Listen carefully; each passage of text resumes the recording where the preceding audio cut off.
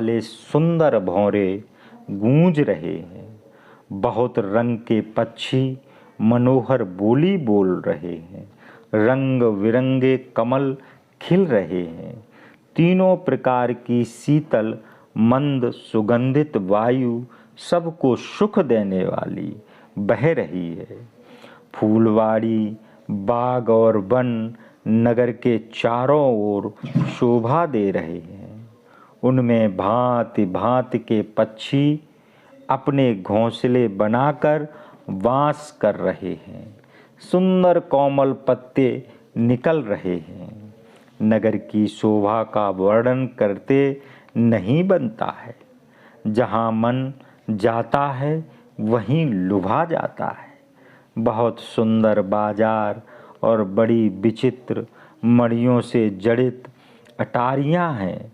मानो ब्रह्मा ने उन्हें अपने हाथों से बनाया है। कुबेर के समान धनी व्यापारी सब प्रकार की वस्तुएं लेकर बैठे हैं। चौक और सुहावनी गलियां सदा सुगंधित रहती हैं। सबके घर घर मंगलमय और ऐसे चित्र हैं जैसे उन्हें कामदेव रूपी चित्रकार ने चित्रित किया है। नगर के सब स्त्री पुरुष सुंदर, पवित्र, बड़े सज्जन, धर्मात्मा, ज्ञानवान और गुणवान हैं।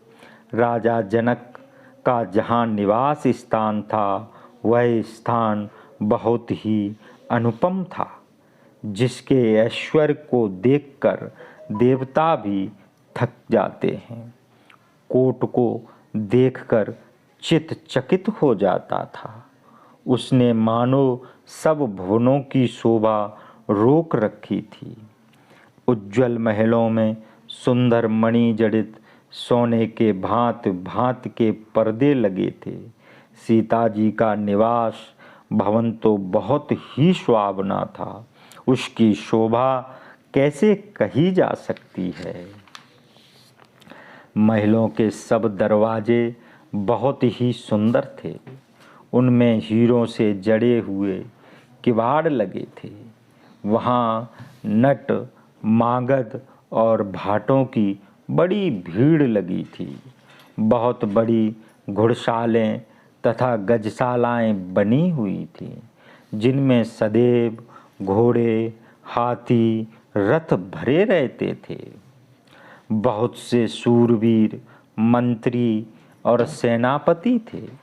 उन सब के महल भी राजभवन के समान ही थे।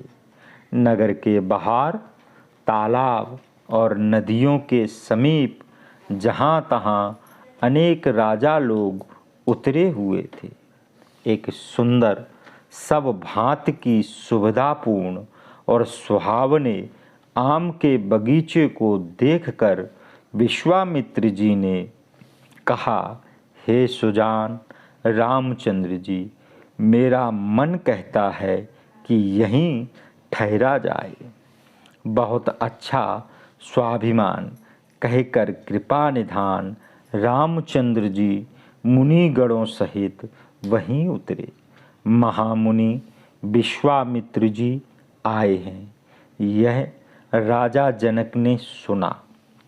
साथ में निर्मल बुद्धि वाले मंत्री, अनेक योद्धा, उत्तम ब्राह्मण, गुरु तथा जाति के लोगों को लेकर इस भांत प्रसन्न हो राजा जनक महामुनि विश्वामित्र जी से मिलने के लिए चले। राजा ने चरणों पर मस्तक रखकर प्रणाम किया। तब मुनि ने प्रसन्न होकर आशीर्वाद दिया। फिर राजा ने सब ब्राह्मणों को आदरपूर्वक